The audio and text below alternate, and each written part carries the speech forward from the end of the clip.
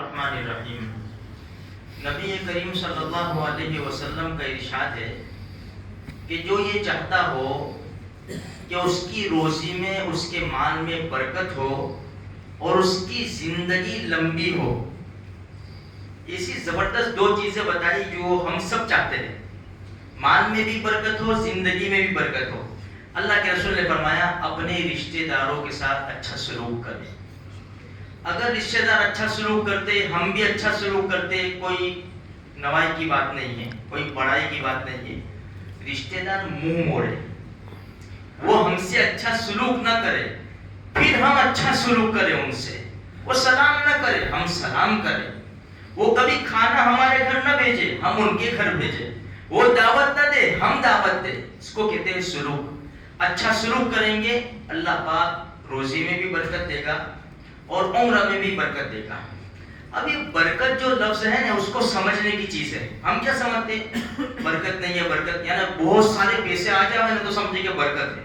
ایسا نہیں ہے, بلکہ جو کام 100 میں ہوتا تھا 50 میں ہو جاتا ہے نا, وہ بھی برکت ہے. کوئی نقصان سے اللہ نے بچا لیا, وہ بھی برکت ہے.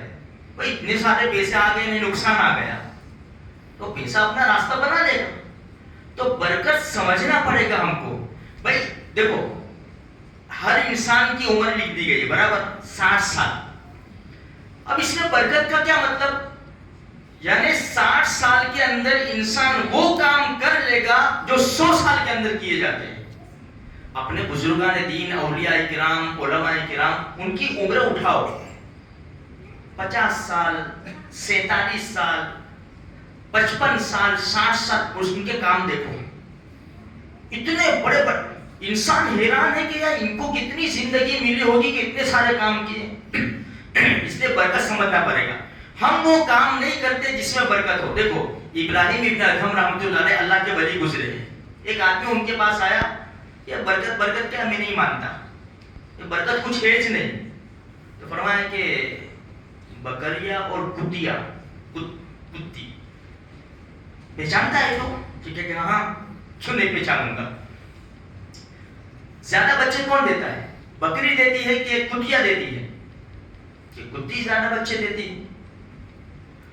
تمہارے محلے میں نظر کیا آتا ہے, بکریاں نظر آتی ہے کہ کتیاں نظر آتی ہے, کیونکہ بکریاں نظر آتی ہے. جب زیادہ بچے کتیا جنتی ہے تو وہ نظر آنا چاہیے.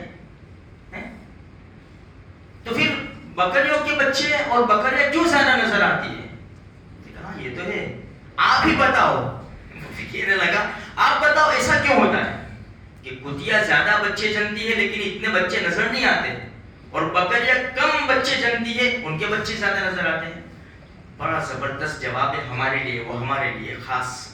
ابراہیم ابن ادھم رحمۃ اللہ نے فرمایا رات ہوتے ہی بکریاں سو جاتی ہے, رات ہوتے ہی بکریاں سو جاتی ہے, اور صبح کی پوک پھوٹتی ہے نا, جس میں برکت کا نزول ہوتا ہے, اللہ کی طرف سے رحمت کا نزول ہوتا ہے, جب اٹھ جاتی ہے بکریاں, اس لیے ان کے اندر برکت ہے.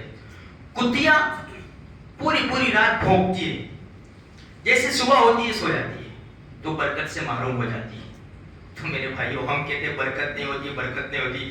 جب برکت تقسیم ہوتی ہے تب تو ہم سو رہے ہوتے, ہم تو کہاں سے برکت ملے گی. اس لیے یہ اللہ والوں کی باتوں میں بڑا زبردست سبق ہمیں ملتا ہے. اللہ مجھے بھی, آپ کو بھی, سارے مسلمانوں کو ان سے نفع اٹھانے کی توفیق عطا فرمائے.